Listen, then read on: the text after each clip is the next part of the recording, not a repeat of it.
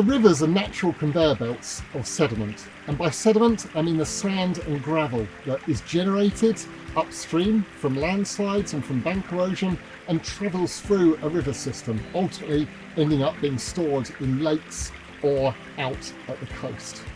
There are impoundments throughout Scotland's river network. Many of those impoundments or dams or weirs are quite large, and they've been accumulating sediment over decades or even over 100 years. They've blocked the passage of sediment downstream over those relatively long timescales.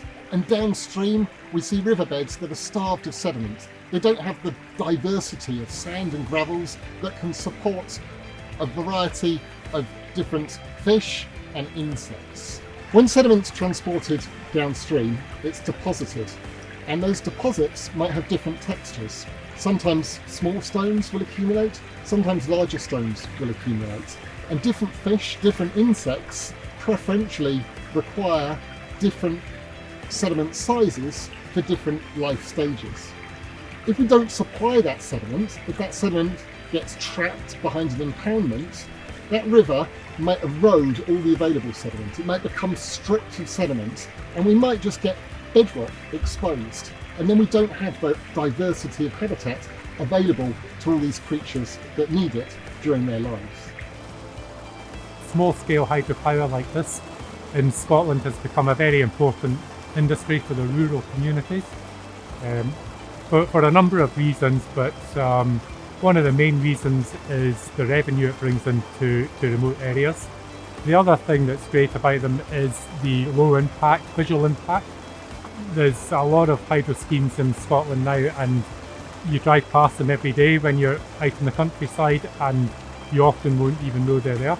And of course, the best thing about them is renewable energy.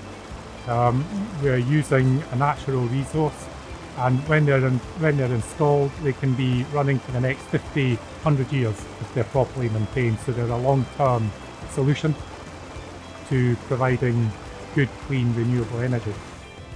At the moment, the hydropower is doing amazing things for the electricity industry. I think it's really important that people are educated on hydropower.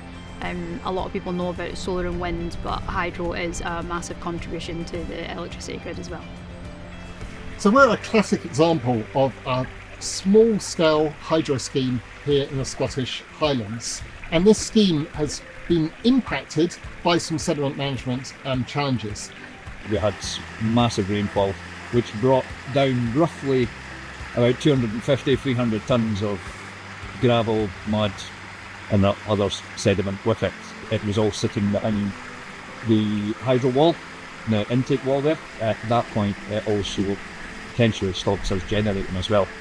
We had the licence from forestry to do the work on their land. They obviously assessed, they said where we could put the sediment following removal, which has been set downstream to allow natural flow back into the river.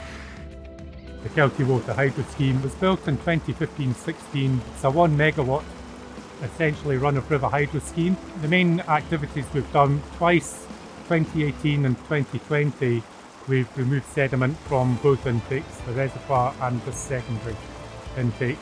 On each occasion, it was about a week's work. So at the secondary intake here, it's maybe a day's work, removing about 100 cubic metres of sediment. At the reservoir, it's probably about 5 days' work. It's quite a big job, just because of the distances that you have to transport the sediment once it's been removed. What we're in discussions with SEPA at the moment is the best location, and building a stockpile of sediment next to the watercourse, so when you get floods, it slowly pulls the sediment down the watercourse, rather than just dumping it into the main channel. I think it's really important that regulators, operators, consultants and scientists all work together to ensure that sediment management plans are as effective as they can possibly be, so that we maintain both the health of our rivers and we maximise our opportunity to generate power.